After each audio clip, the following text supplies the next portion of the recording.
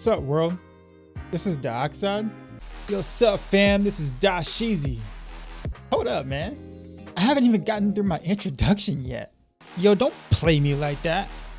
Just because I've been working on my mixtape don't mean you can't invite me to your videos. Man, I got people DM me, asking me, yo, heezY, where you been at? What you got to say about this new patch? So, you know, I got a lot to say, you feel me? All right. So, this is my everything you need to know about Demon Hunter Season 25 guide. And in this guide, it's pretty detailed because there's been buffs to both Shadows and Marauders. So we actually get to play a new build for the Demon Hunter meta, which is super exciting.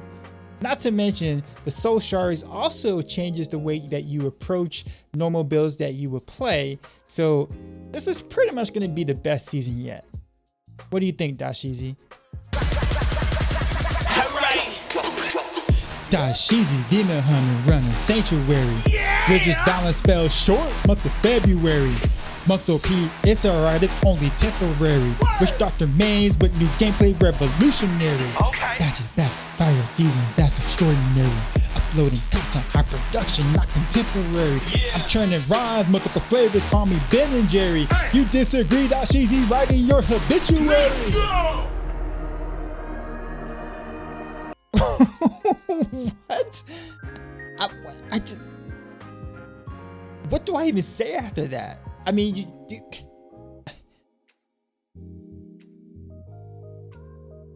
let's just get started. So before we even talk about the starting set for Demon Hunter, the very first thing you should do, and this is for all classes, is to make sure that you do your challenge rift. Do not do the challenge rift on the same week of the season start. So therefore you can get all of those goodies at the beginning of the season right on Friday. Okay. So once you do that, you're going to go into the game and you're going to do the things per usual in terms of whatever level up strategy that you choose. But once you're high enough level, you want to kind of go to your blacksmith, make sure that it's leveled up with all the goodies that you've gotten in terms of gold. And then you want to craft a rare dagger, a couple of rare daggers if you can. Okay. And then once you do that, you're going to go to the cube and you're going to basically upgrade those rare daggers into a Calli's Point or a Lord Greenstone's fan. And the reason for that being is because for Demon Hunters, there's only 2 dagger legendaries. Okay. And because of that, it means that you're going to get either one or the other, which is going to be a pretty big boost for you as you're leveling up because both powers are actually pretty. I believe the Greenstone fan is a little bit better for the AoE clearing potential, but the Calli's Point is also really good and it's something that you can kind of hold on to because of course the first starting set for Demon Hunters is actually Shadow. So it kind of works pretty well in that aspect. So the starting set for Demon Hunters going into season 25 is the Shadow Impale set. But the reason why I'm really excited about Shadows being the starting set is because I believe, in my opinion, it is the best starting set for any other Demon Hunter builds or sets in the game by a long shot. And the reason for that being is actually because of the 2-set bonus, which is a 6,000% damage increase by literally just wearing a melee weapon. So what I chose to do is I'm going to show you this in real time, just how strong this is. And so literally I'm just going to go into Torment 3. Yes, Torment 3 with just a 2-piece Shadow and a yellow weapon. And I'm just gonna kind of show you just how strong this is. Like, you know, you pretty much can mow through mobs like nothing. And keep in mind, it's just a 2-piece Shadow bonus, right? Like, just do whatever you want, man. Just come here. You know, the bullets deal pretty good damage, and Impale itself does pretty good damage itself. And I mean, yeah, kind of a hatred there, but you kind of get the idea, right? So now, of course, once you get to level 70, you'll have more pieces of gear. Chances are you might have a holy point shot that's gonna, you know, help out, or if the duffel for bolas for more damage, or Calli's Point upon leveling up. But this just goes to show you that you're gonna be able to do higher torments fairly quickly as you are leveling up at the start of the season. So we're going to briefly talk about what the Shadow 6, the full set looks like and the bonuses. So we've already went over the 2-piece earlier from the previous part of the video, which is the 6,000% weapon damage when you have a melee weapon equipped. And as you see, we do here. The 4-piece is basically shadow. You get all the rune effects for shadow power and they last forever. And then you have the 6-piece, which is 75,000% weapon damage to the first enemy hit. And of course, with the holy point shot, you get 3 or 2 additional knives, so it's basically to the first 3 enemies hit. And then also what you don't see, because I didn't record this during PTR and the new patch hasn't dropped yet, is that there's an extra bonus on the 6-piece set, which allows for subsequent hits to deal 25,000% weapon damage. So this is what the gear for the most part looks like. Now, chances are you will not run all 6 pieces. More commonly, you'll either see augils, which will be your shoulders and bracer slot taken up there, or if you go with a different variant, you will go with Captain Crimson and do the belt, pants, or the belt and the boots here. And then of course, Chain of Shadows will be cubed instead of worn. Then of course you have your Carlisle's point, because that's, you know, that's what you need for the build. And then of course your holy point shot, which is what we just went over. Stats that of course you want was of course impale damage on your helm, your boots, as well as your quiver, and you want to try to get, you know, crit chance on your normal slots, get as much cooldown reduction to be able to keep vengeance as long as possible. And of course, any area damage that you can possibly get without making big sacrifices will also help the build, especially because now we have that subsequent damage bonus for these particular runes. So in terms of the skills themselves, the 3 main ones that you're going to almost always have regardless of what variant you go will be Vault here. Vengeance is going to be a standard, of course, Dark Heart to be able to stay alive. And then of course you're going to pick, you know, an Impale rune of your choice over Penetration, Ricochet, or Chemical Burn. And then if you're running with a ranged variant, then of course you'll pick a generator. Most likely it's going to be Bolas here. Now in terms of passives is concerned, you're going to almost always pick these 2, Cold of the Week and Ambush, for whatever setup you use. Now in terms of these 2 passives here are going to just basically depend on which variation you tend to go for. If you go for a ranged one, you'll probably see more along this line or closer to. And then of course, if you go for a melee one, you will go for like numbing traps and things like that to try to keep you alive, since you're in the mix of that. So there's 2 main setups and styles to play for Impale. The setup on the right is by far the most common way to play Impale, utilizing Endless Walk with augils with either Elusive Ring or Convention of Elements if you can survive. Your gems will be Trath, Bulgog, with the 3rd gem most likely being Strickland, because ironically enough, Shadow actually struggles killing the Rift Guardian and high GRs. You go with Chemical Burn as your rune of choice. You might be able to get away with slotting another gem, but that's something that you'll have to play with yourself. Main skills are going to be Shadow Power, Bore, Vault, Vengeance Dark Heart, Impale, and Phantom Knight's Blade of Armor with Aquilus in the Armor Cube slot. The setup on the left is the one that I've recently put on the map with some top end clears, and that's the range setup, utilizing Focus and Restraint with Captain Crimson, Squirts, and Wraps of Clarity. In this setup, you swap Stricken for Zaze and offer more damage buffs such as Wolf and Steady In. You can go further into the damage category if you find yourself not needing Chain of Shadows or Aquilus for the armor slot. In this setup, you should have no problems killing the Rift Guardian due to the extra multipliers available with good play. What you see on the screen is a variant of the range setup described. Either route that you choose to go, you should be able to meet your goals pretty convincingly. So we're going to go over soul shards, and we're going to start with the helm slot. There really is only one choice here out of the 2, and that's going to be the Sliver or Terror. It's just by far the better soul shard to use for the majority of the builds in the game. So for Shadow, we're going to go with the Sliver or Terror, and for the random attribute, you pretty much just want your main stat if you get it. Main bonus is the increased damage and increased toughness for every cooldown that you have. But you also get a downside. There is a penalty to it, and that's the you get 25% increase to all of your cooldown skills. So it does take longer for your skills to come off a cooldown. But the legendary fix that you really want in terms of the random one that you can get is you want the attack speed and the critical hit chance increased by 7% for each skill that's on cooldown. Now that goes really well with Impale because obviously, attack speed works really well in terms of, being able to survive, as well as being able to stack burn damage and just overall life on hit properties. And of course, crit chance is going to always be crit chance. You have two other options too, which is the fire damage and lightning damage 50% if you have 3 skills on cooldown. So if you're running with ricochet or you're running with chemical burn, you can use that option. The ring of fire fix I would probably just avoid in general. It used to be really good and it used to be broken actually, but right now in this current state you have to kill basically 100 mobs to be able to get the ring of fire, and it does pretty decent damage when you do get the proc in solo. But my thing is that like, don't have any issues being able to kill 100 mobs, then you pretty much probably don't need fire to begin with. I would for the most part avoid that affix and just go with just the attack speed, critical hit chance affix on the Sliver of Terror. So for the soul shard and the weapon, you pretty much have just one option. I mean, you can use the Remnant of Pain too. I think I might touch on that a little bit. But the Essence of Anguish, I believe, is probably the better soul shard to use with Impale in this case.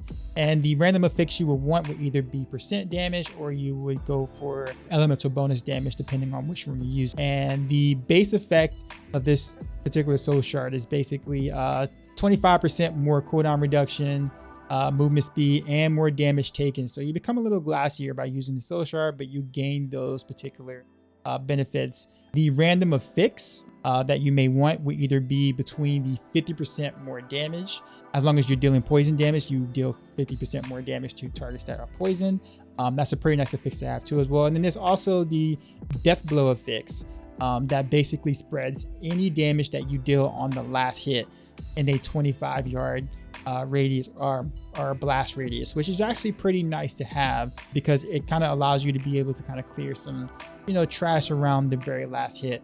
But I do feel that death blow kind of falls off a little bit even with high single target damage skills. The higher you go up in the GRs, because the longer something it takes to kill, then the less that you will actually see death blow proc. And I think the 50% damage kind of ends up taking the cake due to that reason alone. But in terms of farming is concerned, I think death blow can't really be beat. Now I know the very first thing you're thinking of is just like, well, this is a poison gem, demon hunters don't have poison damage, how are we going to be able to use the soul shard? So as long as you're able to roll poison damage or your weapon rolls poison damage, you'll be able to get poison damage on all of your skills basically, which is pretty neat because it allows for all classes to be able to take advantage of this particular soul shard and not just classes that has poison damage. So we have the Remnant of Pain, which is the other weapon soul shard that you can possibly use. It has a pretty big downside effect, which is 15% less crit chance.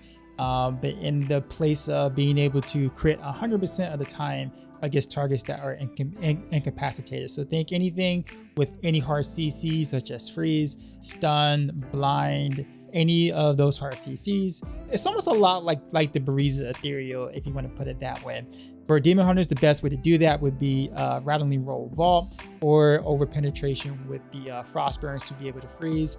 But the thing about it is that the Sliver of Terror gives you a lot of crit chance already. So it's kind of one of those things where, is it really necessary to be able to go with this particular soul shard because of the soul shard you already have in your helm? But there is the pretty cool effects of being able to 50% attack speed basically in a stacking effect that stacks up to 10 times. But I'm not quite sure if that really trumps the idea of going with Essence of Anguish. I'm sure you can probably make this work if you really wanted to. I just have a hard time recommending this over Anguish. So you can do Shadow for speed GRs. I would not recommend doing this for group GRs, as God 6 and Marauders are just going to be significantly better in that aspect. But for some solo farming, it's actually not that bad, especially with the death blow fix on the Essence of Anguish, because now you can kill things rather quickly, and therefore you're going to get quite a few death blow procs, going off. And in this video you see right now, I was able to do, pretty much 130s in about 3 minutes on average at 2500 Paragon. So I mean, for solo farming, for solo speeds, I mean, it works just fine. If you want to use it for T16 farming, I would recommend just going for Vengeance Seath over Darkheart, just so therefore you can actually get some hatred back, because of course the faster you kill things, the harder it is for you to be able to keep up hatred when you're playing shadows. However, it is totally possible to farm solo with shadows if you choose to do so over the other sets, but just keep in mind that it is going to be behind, of course, Marauder 6 for this season. Sometimes we fall, sometimes we crash, sometimes we faint, about the best. Sometimes we sit, sometimes we rest, sometimes we get some pain deep inside our chest, but we try to find a way, we try to find the best. We can be so great, but we can be so blessed, and it's the journey that we on. People will come test, but we will come resistant. I know that we just can, I know that we can do it. We ain't sitting down, we've been coming for it. We gotta just take it all, I'm coming for it. Yeah, cause I've been hiding deep inside this forest, but now I'm coming now, busting in with force. I'ma take a spine. If that's the only thing that's really on my mind, I'ma take a spine. If that's the only thing that's really on my mind. Finally, I'm super excited to talk about this set because it's been so long since Marauders has been in the limelight, since its glory days of early seasons Diablo 3. Now it's back on the forefront with the buff that allows sentries to gain the 6-piece bonus, putting all the power back into the sentries, essentially making it a pet build. They did bring back autocast, but because itemization was so much different back then in the early days of Reaper of Souls, that you don't really gain much from it. Thus, this build has more of an active playstyle, which I think is fun.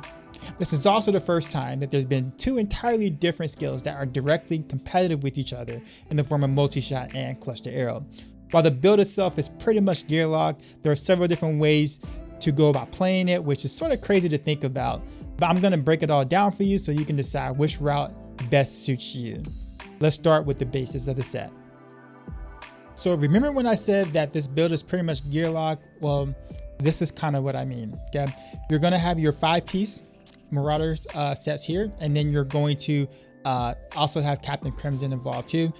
Depending on which one rolls better in terms of Marauder pants or Marauder boots, you're going to wear that, and then you're going to craft the other part of Captain Crimson to go around it. Rucksack basically is a necessity because of course it gives you sentry damage, 2 additional sentries to complement the 6-piece bonus. Rucksack will have the 150% to 200% cluster arrow damage on the rucksack as well. In terms of stats that you would want multi-shot here, or a cluster arrow on your helm. You want multi-shot cluster arrow on your boots. You want sentry damage on your chest, as well as sentry damage on your shoulders. You want to try to get as much area damage and as much cooldown reduction as you can on your normal pieces. And of course, if you're running with multi-shot, Yang's recurve is an absolute must. And then when you come to the cube, you have Zoe's Secret, which is pretty much a necessity because the build is really squishy without it. Then of course, if you're running multi-shot, you have to run Dead Man's Legacy. And this means that you cannot run with Dawn, which does gives you a little bit of hatred issues, which is why some of the variants that I'm going to talk about a little bit later is going to help you be able to get a more intuitive playstyle for Marauder 6. Okay, so yeah, now if you're doing with cluster arrow, you do actually have the option to be able to run Dawn or wear Manticore or cube Manticore here. So your weapon slot is a little more flexible in that case. We go down here for the skill bar. Of course, Sentry is an absolute must. Polar Station tends to be the go-to to be able to help you proc one of your legendary gems, as well as Cold the Weak passive. You can go with Guardian Turret if you can find a better way to proc slow, but it's going to be really difficult for you to do so. For your spender, you can choose between multi-shot and of course cluster arrow. For multi-shot, I think Arsenal is the better rune to go for over physical, simply just because you have a ton of area of effect already. Single target has always been the bane of any multi-shot build. Not saying you can't do physical, you can, it's up to you. But I think Arsenal is going to be the better choice here, as well as it just has more swag. It just looks cooler. All the rockets kind of flying around and things like that kind of gives it a really cool visual look when you're actually spamming your multi-shot. Now for cluster arrow, the main rune will most likely be loaded for bear, just because it just deals the most damage. However, you do have another option in terms of maelstrom. This one is actually not that bad. It is behind loaded for bear, and it doesn't require you to pack things in such tight density, unlike loaded for bear does. But in order to really take the most advantage of it, you kind of have to put frost burns in the cube, because frost burns elemental damage actually double dips with sentries, and it still does. It was a bug. They haven't really fixed the bug.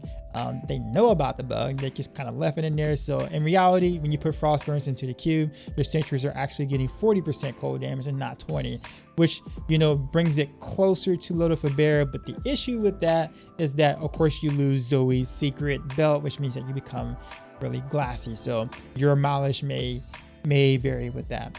So of course you have Vengeance here, and of course, because you don't have a Dawn, if you're running with a multi-shot version, this is going to be on cooldown for quite some time.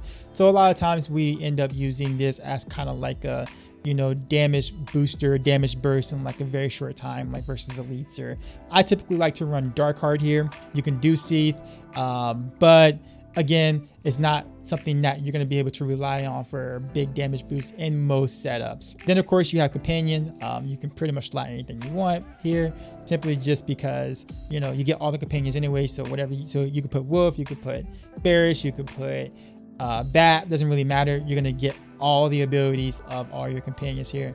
And you can choose between Vault or Smokescreen as kind of like your defensive skill here. Whatever rune you tend to go with is kind of up to you. Tumble is going to allow you to kind of like move around and gathering things. However, Acrobatics gives you a cooldown, so that helps with the Sliver of Terror Soul Shard that's going to be in your helm, so you can go that route too as well. If you go with Smokescreen, Vanishing Powder is generally the way to go, because it adds a cooldown to the ability, which of course also works with the Soul Shard there. So if you're playing with more of a walkthrough style, you can kind of go with that too as well. So there's your options. So you really only have one skill slot to play with, and that can kind of be whatever you want it to be, depending on which variation you want to go for. So in terms of passives, you're pretty much locked with these three passives. These aren't going to go anywhere at all. Call the Weak, Steady Aim, Custom Engineering. If you're playing Cluster Arrow, you can pretty much swap out Ballistics for Ambush. Of course, if you're using Maelstrom, then you're back to Ballistics again, but most likely you'll probably see more loaded for bear play. So Ambush will probably end up being the fourth passive here. So really not a lot of wiggle room for passives, but where you do get the most wiggle room actually is your jewelry choices here. So basically your rings and your amulet slot is going to determine how you're going to actually play the build itself. And of course your bracer slot, because if you're using Focus and Restraint, then of course Wraps of Clarity would be almost an absolute necessity here. As far as legendary gems, you have pretty much just three different options, and that's going to be the Bane of the Trapped, Jade Stone of Vengeance, as well as Enforcer. Enforcer is necessary obviously because of the fact that all your damage is coming from sentries, and sentries are considered pets. There's really no wiggle room in terms of legendary gem choices, so these are pretty much the three that you're going to go with regardless of any sort of variation. These are going to always be your three gems no matter what. So this is multi-shot setup A. This setup uses the jewelry combination of Focus and Restraint, which squares as the amulet. It is easy to gear for, as the rings always roll with sockets and squares always roll with crit damage. On paper, this is the hardest hitting per shot setup of the three available, and the easiest to justify use for Wraps of Clarity for toughness. The setup, however, does come with a few downsides. Due to the Sliver of Terror Soul Shard and Helm, it is crucial to keep sentries on cooldowns to get the damage and toughness bonus. It can get a bit hectic trying to juggle when to generate hatred, when to spam your spenders, and when and where to plant your sentries. There are also times where you'll end up spending a significant amount of time generating enough hatred to spam your spender, which means that you'll have to make the choice of whether to go with prep punishment for more spender spam or high cooldown vengeance for extra damage. Due to these things, this setup often feels clunky and not as casual friendly, which sort of negates the on paper advantages of this setup. This is setup B. This setup uses the dual combination of Endless Walk and Convention of Elements.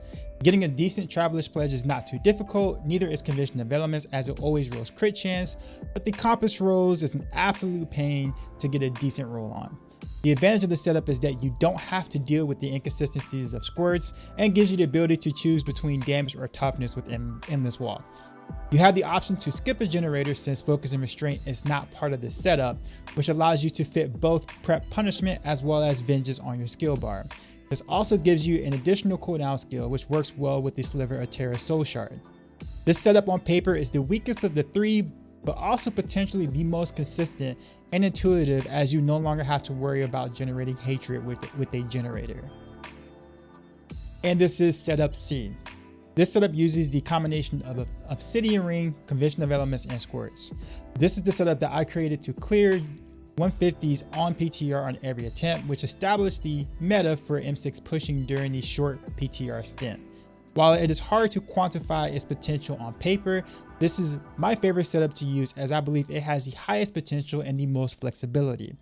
Much like setup B, you have an additional slot for a cooldown skill, giving you both prep punishment and vengeance. The Obsidian Ring plays a big factor here as it allows for full uptime on Wolf buff and significantly more uptime on vengeance. This allows you to take advantage of Darkheart on vengeance as reliable toughness and also no downtime on your ability to be able to spam your spender.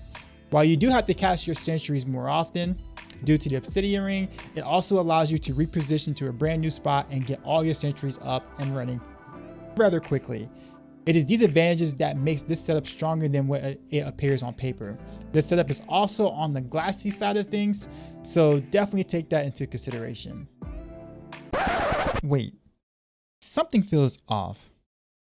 I think I forgot something. Oh yeah, bracers. Whoops. All right, so we got Reaper's Wraps. I guess that can work. Specifically with setup A. Prelms? Nah. Lacunis, huh? The attack speed is actually quite useful. I might have to go with this one. Strong Arms. Okay, now we're getting somewhere. All we gotta do is just roll some knockback on the bracers and we're good. I might run out of gold before I get the affix. Man, this knockback does not want to show up.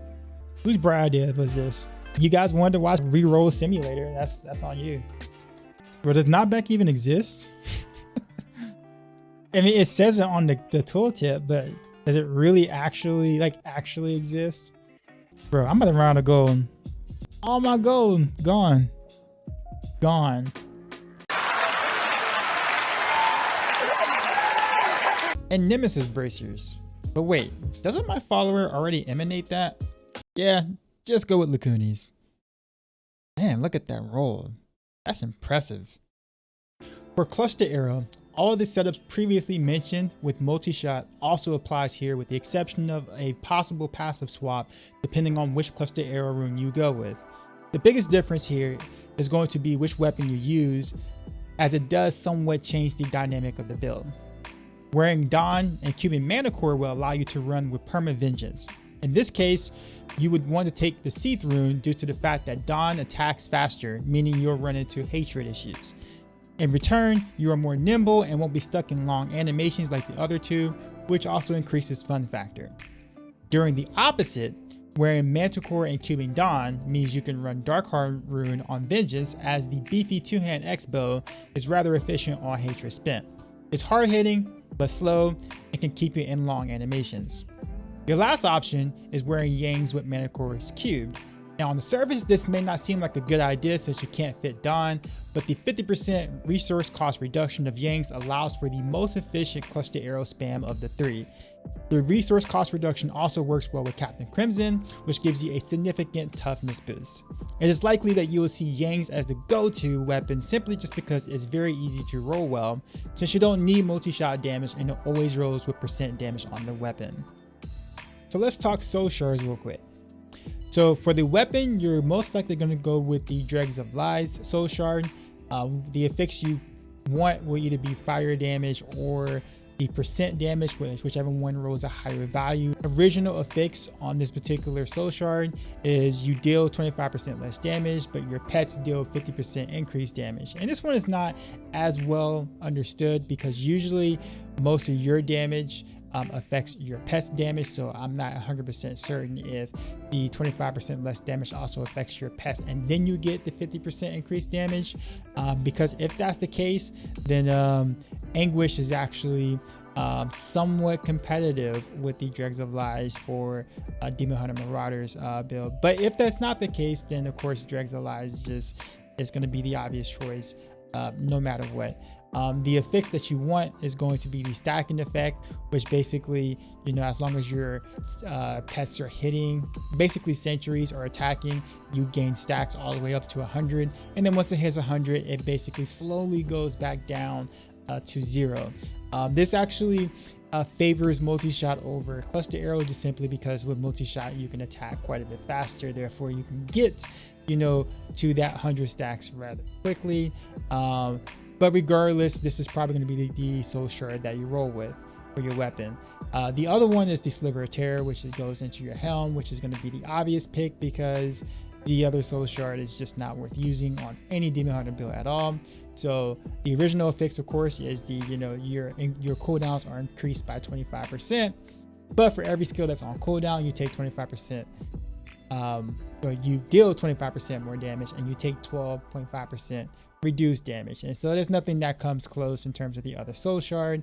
So this is what you're going to take. I know you see the Ring of Fire on this one, but you don't want that. You either want to go with the 7% attack speed per cooldown, 7% crit chance per cooldown, or you want to go with fire damage on this one, especially if you have the percent damage on the Dregs of Lies to begin with. So the question I know you're asking is, which one is better, cluster arrow or multi-shot? This is not an easy question to answer because both of them have their perks and disadvantages, which makes them very difficult to directly compare them. Cluster arrow on paper is stronger than multi-shot with its multipliers. The sentries themselves, when firing cluster arrow, has practically unlimited range as long as your sentries aren't on the same floor as you are. This makes it very convenient as sometimes your sentries may be on cooldown in an area that you're traveling in. As long as you have 5 sentries up, cluster arrow is hitting something no matter where you are. The downside is that the best rune, Loader Forbear's damage is very focused and needs mobs to not be mobile for the grenades afterwards to get its full damage value. Sentries also at times will fire at stray mobs that aren't part of where you want them to shoot at, wasting potential damage. This causes some rather inconsistencies for both pushing and speeds. While multi-shot's multipliers are behind cluster arrow and doesn't have the unlimited range fire from sentries, it deals its damage in the wide cone area. This means that multi-shot is likely to hit the mobs you want and makes it easier for you to get the full value of its damage. Throw in the fact that rockets are homing, and it's very rare that you feel like your multi-shot's damage is being wasted when the sentry doesn't fire exactly where you want them to. With that being said, considering all perks and disadvantages, both skills are pretty much on the same pedestal, and it literally just comes down to which skill setup you like more. As for myself, I'll be running multi-shot simply because I prefer over cluster arrow and it fits more of the way that I want to play the build.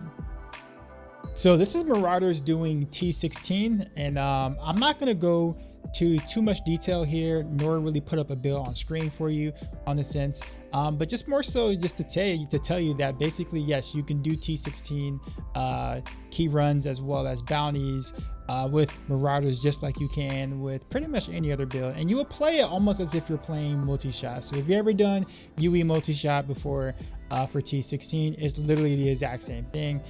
You're strong enough basically to for yourself one-shot anything on the screen with multi-shot as your clearing. So in reality, you don't even need your sentries. So you're just planting your sentries down just for the damage bonus to yourself, because you're gonna one-shot everything along the way. So you would take your normal stuff such as Boon of the Hoarder gem to wear, and of course you'll take some speed passives, you know, to kind of round up the build. But as long as your follower has the right items for the extra keys and things like that, and for the ring to be able to help you with the pickup radius, however you build your speed build is pretty much up to you. There's really not any super wrong way to do it. But the one thing I do want to say is, you know, as you are putting together your speed build for these events, is that there is diminishing returns on movement speed. So you don't necessarily have to get every single movement speed ability, item, or gear or something like that to be able to take advantage of being able to move really quickly, because at some point you're going to reach a threshold to where, you know, adding, like, let's say the Wreath of Lightning, you know, a gem just isn't really worth the extra speed there, because you already have so much. So take that into consideration whenever you're putting together your speed build, and yeah, have fun. Doing speeds with Marauders can be rather tricky due to sentry cooldowns, so finding the right GR threshold for you may take some time to figure out. Because we have to deal with sentry cooldown, Marauders has a hard time doing speeds in under 3 minutes, as Marauders needs time to ramp up its damage. You will want to shoot for higher GRs that take around 4 minutes for the most XP efficiency, similar to how Firebirds used to be. For speeds, your build isn't going to change much at all, but by far the best option for speeds, in my opinion, is setup C with the Obsidian Ring. Because your damage is based off of having sentries where you need them to be, getting them off cooldown ASAP will significantly increase your efficiency and consistency. For 3-minute GR clears, I recommend changing out a passive to Thrill of the Hunt, as polarization from sentries will not be enough to cover the range of sentry fire, and there's no time for mobs to walk into the bubble to get them Bane of the Trap or the weak buffs. This will also increase your per sentry damage effectiveness. To get an idea of where Marauders lands for solo speeds, on PTR I was doing GR 135s in about 3.5 minutes on average, and then GR 140s in about 5 minutes at Paragon 2500. What you see on the screen is a 140 clear in about 5 minutes. Much like doing solo speeds, your build won't really change here. I stand by my claim that setup C with the Obsidian Ring is most optimal, as being able to replant your sentries is crucial to keeping up in groups. In the video you see, I purposely left out a 4th person so Marauders can be the sole damage dealer to see how it performs, and it does really well with the right setup. With the Z-Barb and the ZDH, we were able to consistently clear GR 145s in about 5 minutes, with Marauders being the sole DPS. Again, you will want to do slightly higher GRs due to the ramp up effect here. While nothing is going to beat monks for DPS in groups, because monks are massively OP at the moment, I think Marauders, Demon Hunters as damage dealers is being slept on as a replacement for whenever you can't get 2 Ina's monks in a party. Marauders is solid in groups, and if your friends don't mind having to play around your sentry mechanics, you can easily clear 150s with Marauders in your group. Something I want to make quick mention of is that Marauder 6, unlike most other builds, can be played with a sort of sentry leapfrogging style. This style is for those who like to kill things along the way and may not be a fan of hopping around, gathering, and bursting down with tons of area damage. This style is also a bit less fishy because the mob map types matter a little bit less. You're also able to keep up squares significantly more often because you're not dealing with as many mobs at once. Smoke Screen Vanishing Powder is really good for this. Leapfrogging sentries also allows you to plant your sentries in sort of a line, making sure your sentries are hitting where you want them more often. While the typical gather and burst has a higher ceiling, you can absolutely meet whatever personal goals you may have set for yourself by simply walking through and killing everything along the way. What you see on the screen is a GR 150 clear that I did literally just walking and leapfrogging my sentries to victory. And that wraps up my season 25 Demon Hunter guide. So now I'm gonna, bro, you're not gonna talk about God 6? No. Do I have to? Yeah, you do. But why? You played like God 6 for the past 3 seasons now. I mean, you're the one that's putting together a everything you need to know about Demon Hunter guide, and you're trying to exclude God 6. Man, people are still going to play the build next season. Let's talk about God 6. For season 25, God 6 Demon Hunter has received no balance changes from the previous seasons, so the core of the set operates and functions mostly the same way. Your gear and combinations will still consist of your traditional 6-piece with convention of elements or 5-piece with augils, primarily used for speeds. Trapped, Zays, Simplicity Strength, and Taeguk are still your legendary gem choices, and you'll still have to drop Taeguk for one of the other gems whenever you're running with the ZDH in groups. Since Ethereals go away with ending of season 24, we're back to picking which weapon combinations we prefer. The most popular weapon setup will still be dual wielding Dawn and Vala's with heezY cubed. This is because of Vala's legendary effect, the additional stat, and the fact that getting a decently rolled heezY quiver is extremely hard to get. Fortress is now a better option than it was in the previous seasons due to the fact that we have more innate toughness through the Sliver of Terra Soul Shard, which makes it quite a bit easier to keep up the shield for more uptime on squirts. What we won't see is any dual generator Odyssey setup this go around because you lose a cooldown skill, which in turn lose damage and toughness, and it's simply just not worth it. The two-hand next bow, well, any two-hand next bow actually works, will be the weapon we'll see the least, but I think it's actually being slept on. Throw a weapon soul shard with a 50% damage affixed stat on top of the already hard-hitting two-hand X-bow, and also some good strafe weaving, and this weapon becomes hard to beat even by Vala's. For more information about strafe weaving and breakpoints, please refer to my season 24 DH guide video. Soul shards is where it gets sort of bleak for God 6. While the power of the soul shard still makes God 6 slightly stronger than last season with the Bariza Ethereal, which is actually kind of impressive, it lacks the synergy that other builds typically get, meaning it doesn't get as much relative value with soul shards such as with Shadows or Marauders. For the helm, you want the Sliver of Terra. God 6 naturally has 4 cooldown skills in a typical setup, so it's cool that you don't have to force cooldown skills on your bar. The legendary effects such as fire and lightning damage and attack speed and crit chance aren't that great for God 6, as Devouring Arrow is cold damage and attack speed doesn't matter when running with Vala's, and in the case of the two-hand X-bow, it actually hurts your damage. This only really leaves you with Ring of Fire, in which your playstyle in high GRs is going to be to gather all the elites until you kill 100 trash mobs and hope that the Ring of Fire finishes off the elites in the area, much like a Conduit Pylon almost. For the weapon, Remnant of Pain will most likely be the go-to. You want the freeze on hit legendary effects while using cold skills so that you can proc the 100% crit chance to enemies that are incapacitated, which is the main shard effects. In a nutshell, this is basically the Ethereal Bariza effect, and you'll use it or play it the same way. The downside of using this shard is that you'll have a hard time keeping up Vengeance due to the 25% increased cooldown on the Sliver of Terra Soul Shard, and no real way to circumvent that as the build does not use Captain Crimson. You can opt for Anguish, mainly for the 50% poison effects. And please don't go with Death Blow, as Devouring Arrow's pierces are very inconsistent and will make your damage sporadic and really not reliable for this effects. But to counteract Sliver of Terra's cooldown with the 25% CDR and movement speed as its main affix, going this route though means that you have to roll poison damage on your weapon for it to work, and if you're dual wielding, that can be a real pain. As you can see, the synergy isn't really all there, but it doesn't stop God 6 from being an excellent 2-minute GR speed farmer solo and a great T16 bounty build. It is also still the easiest and most relaxing build to farm with, so I suspect you'll still see people playing God 6, but it won't come close to matching the power of Marauders at the high end. For ZDHing in groups, you'll pretty much use the same exact build you did last season. The only difference here is obviously the soul shards, which do play a huge role, and it's important to understand when to use what shard affixes.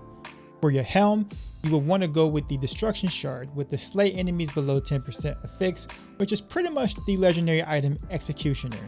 This is neat because now Demon Hunters can use Executioner without wearing cubing it, since you know Demon Hunters could never wear or cube the item in the past. This shard has important synergy with the Sin Shard for weapon. Now, the Sin Shard spawns a pool of blood that increases the damage done to at least by 150% after you kill 50 enemies for 15 seconds. The only way that this works as a ZDH is if you can get kills, which guess what? The Destruction Soul Shard in the helm executes enemies below 10%, meaning that you get kill stacks to make this affix actually work. Cool synergy, right? The other legendary affix you want on this is the elites to drop additional progress orbs, which makes doing any GR content more efficient. If there's another ZD DPS in your party and they're using the Sin Shard and weapon, you have the option to go with the Anguish Soul Shard. As long as your weapon deals poison damage and your DPSs are using a poison weapon as well, your party will gain the 50% damage bonus on the enemies you tag. You can also use the Remnant of Pain and give everyone 50% attack speed depending on your party comp. As you can see, ZDPS has become even more important than they've ever been, seeing how well these Soul Shards can benefit group play with the right synergy. Unfortunately, this means as a Demon Hunter, you will most likely be spending most of your time playing ZDH if you plan on playing in groups often. Gear-wise, nothing changes for followers. You can mix and match whatever you want, as long as you have Nemesis, Flavor of Time, Canes for Keys, Oculus Ring, Avarice Band, and 25k main stat, and you're good to go. Thunder Fury on the Enchantress and Bariza for Scoundrel. What does change though is the follower token. If you're running with Marauders, you'll have the Enforcer equipped. This means the reduced damage property on the gem works for your follower as well, making them extremely tanky without the need to stack toughness or even legendary gems. This also means you can use the All Skills token or the 50% cooldown on skills token, giving you some flexibility for your follower. I would not recommend using Templar on any of the Demon Hunter builds. Enchantress and Scoundrel simply offer too much more that the Templar just cannot keep up with. While the Soul Shard legendary fixes at the time of me making this video do not work on your follower, all the quote-unquote stats from the Soul Shards actually do work. So you do want to plug in a level 1 Soul Shard on both the helm and the weapon for those additional stats. And that's it. I know it's quite detailed and pretty lengthy, but I wanted to make sure that you guys get all the information possible when playing Demon Hunter this season. So what do you think? Which build are you going to play for season 25? Which variation are you going to run? Which runes are you going to choose to play? Let me know down in the comments below. And as always, till next time.